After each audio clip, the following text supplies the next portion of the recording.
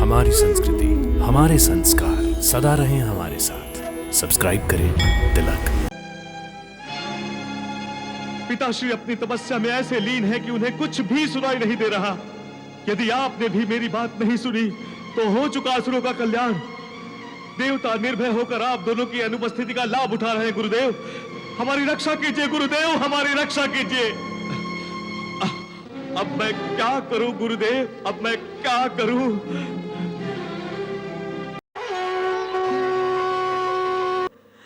नहीं आह्लाद, नहीं कयाधु का वध नहीं। परंतु माताश्री, अब यही एक उपाय शेष रह गया है। आह्लाद, यदि हम कयाधु का वध कर देंगे तो हम असुरेश्वर को क्या उत्तर देंगे? इसका उत्तरदायित्व आप मुझ पर छोड़ दीजिए महारानी। प्रणाम गुरुदेव। परंतु गुरुदेव, कयाधु तो निष्पाप है, उसका वध हम क्यों करेंगे? महारानी, जिस पात्र में विष होता है वो पात्र भी दूषित हो जाता है। रानी कयाधु का पाप यही है कि वो एक शत्रु बालक की मां बनने वाली है। फिर भी असुरेश्वर का रानी कयाधु के प्रति प्रेम देखकर हमने उसे बचाने और उस बालक को मारने का प्रयास किया था। परंतु अब रानी कयाधु का वध किए बिना यह कार्य असंभव है। अब रानी कयाधु का जीवित रहना असुरों के लिए घातक सिद्ध होगा। इसलिए मैं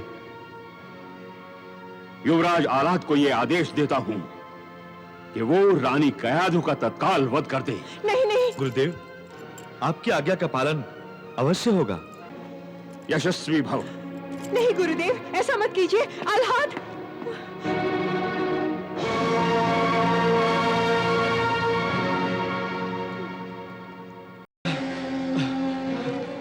गुरुदेव, देवताओं ने आक्रमण करके असुरों के मान सम्मान की धज्जियां उड़ा दी है गुरुदेव। और जो थोड़ा मान बचा हुआ है उसकी रक्षा केवल आप कर सकते हैं गुरुदेव, केवल आप। अपने अनुष्ठान से जाग जाइए गुरुदेव, अपने अनुष्ठान से जाग जाइए। गुरुदेव, आपने मुझे असुरों के राज्य की सुरक्षा का उत्तरदायित्व सौंपा था, परंतु मैं अपने उत्तरदायित्व का पालन नहीं कर सका। यदि आप चाहें तो मुझे मृत्यु दंड दे दीजिए गुरुदेव, परंतु असुरों की रक्षा कीजिए गुरुदेव, असुरों की रक्षा कीजिए। पिताश्री अपनी तपस्या में ऐसे लीन है कि उन्हें कुछ भी सुनाई नहीं दे रहा। यदि आपने भी मेरी बात नहीं सुनी तो हो चुका असुरों का कल्याण। देवता निर्भय होकर आप दोनों की अनुपस्थिति का लाभ उठा रहे हैं। गुरुदेव, हमारी रक्षा कीजिए गुरुदेव, हमारी रक्षा कीजिए। अब मैं क्या करूं गुरुदेव, अब मैं क्या करूं? गंगा मैया